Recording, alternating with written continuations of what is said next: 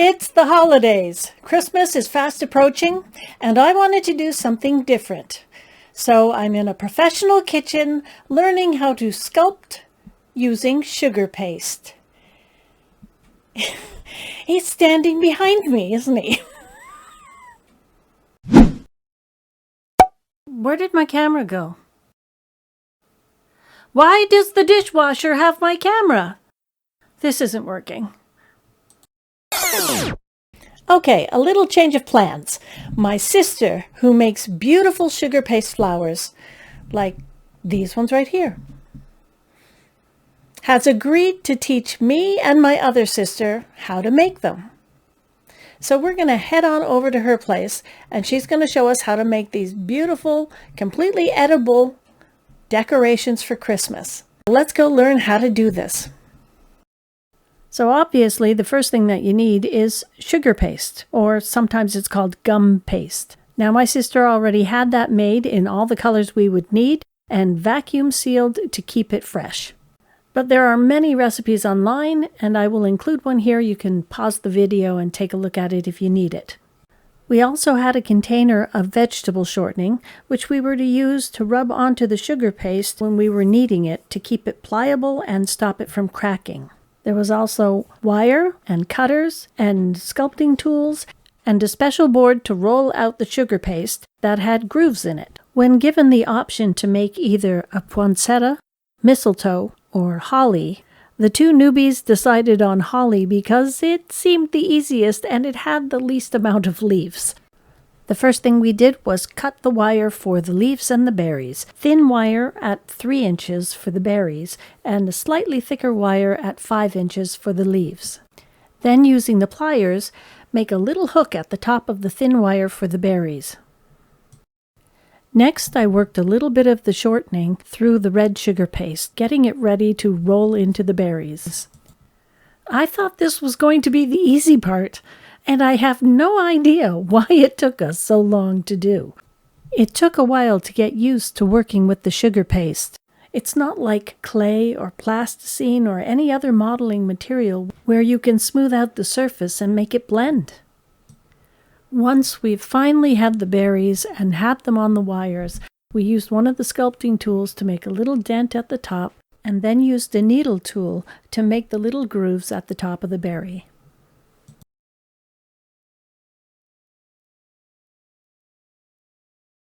Using the vegetable shortening to grease the board, it was time to roll out the green sugar paste to make the leaves. And the reason for the grooves on the board is to make the spine of the leaf so that we can put the wire into the leaf. The sugar paste is rolled very flat to make the leaves, so you need to have that spine so that you have a place to put the wire. I drew a holly leaf on a piece of paper and we cut it out and used that as a stencil, and then used an X-Acto blade to cut the leaves out. You can see the sugar paste stretch as I'm cutting through it with the X-Acto knife, so at the end it kind of loses a bit of its shape. So I use a teardrop-shaped cutter to deepen the grooves in the leaf. It's important not to let the leaves dry out, so they have to be covered in plastic while we continue to work on the other leaves. The next step is to feed the wire into the leaf and create the stem for the leaf. Now the problem is that the leaves don't look that natural. The edges are too thick and they look cut out. Using a burnishing tool and tapping it on a bag full of cornstarch so it won't stick, gently rub around the edges of the leaves to make them thinner. At this point, the berries and the leaves don't have a lot of depth in their color, so now it's time to learn how to use edible petal dust. This stuff gets everywhere, so be careful not to sneeze. What we did was put little bits of it on a paper towel, and then that made it easy to blend the color that you wanted. And then you just use a soft brush and you dust it onto the leaves or the berries. Then use steam to set the color so it won't come off. Mixing a drop of vodka in with some petal dust made it so that you could paint it on with a brush, and we used that to paint the top of the berries. We repeated the same process for the leaves, mixing different greens with the petal dust, but also adding in some bits of yellow ochre to give some natural color to the leaves. Because they have to dry standing up after they've been steamed, my sister put straws into foam, and that way it would hold up the leaves as they dried. All that's left is combining the leaves and the berries in little groupings to make one larger branch.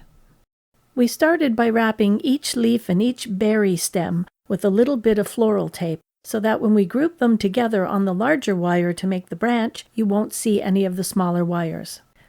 We just kept repeating this process, adding groups of berries and leaves as we worked our way down the wire. This was a fascinating art form to try. It's unlike anything I've ever done before, and I have to thank my sister for taking the time and the patience to work with us and teach us how to do this. And this is the final product. Here's wishing you joy and peace this holiday season and throughout the new year. You can support my channel by subscribing so YouTube will share my videos with more people. If you enjoyed this video, please give it a thumbs up. And if you ring that bell, you'll be notified every time I post a video. Thank you for watching.